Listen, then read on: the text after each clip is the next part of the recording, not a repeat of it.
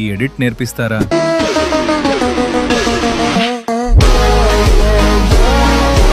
ఎలా చేయాలో చెప్తా, ఫాలో అయిపో.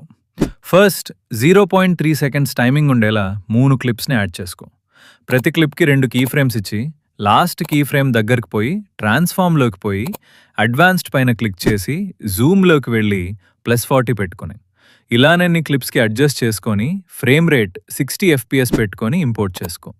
నెక్స్ట్ దాన్ని యాడ్ చేసి 3 క్లిప్స్ ఉండేలా డూప్లికేట్ చేసుకొని ఓవర్లేలోకి వెళ్ళి ఇమేజ్ని యాడ్ చేసి క్రోమా కీలోకి పోయి బ్యాక్గ్రౌండ్ రిమూవ్ చేసుకొని ఇలా 2 కీ ఫ్రేమ్స్ ఇచ్చి ఫస్ట్ కీ ఫ్రేమ్ దగ్గరకు పోయి కిందకి డ్రాగ్ చేసుకొని గ్రాఫ్లోకి పోయి క్యూబిక్ అవుట్ పెట్టుకొని ఇలా అడ్జస్ట్ చేసుకొని నెక్స్ట్ పక్కనే ఒక కీ ఫ్రేమ్ ఇచ్చి కొంచెం డౌన్ చేసుకొని క్యూబిక్ అవుట్ పెట్టుకొని లాస్ట్కి ఒక కీ ఫ్రేమ్ ఇచ్చి పైకి డ్రాగ్ చేసి క్యూబిక్ అవుట్ పెట్టుకోండి.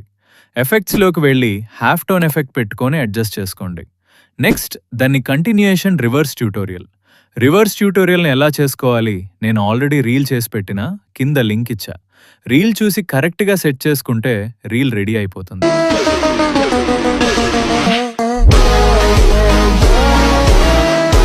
Thanks for watching.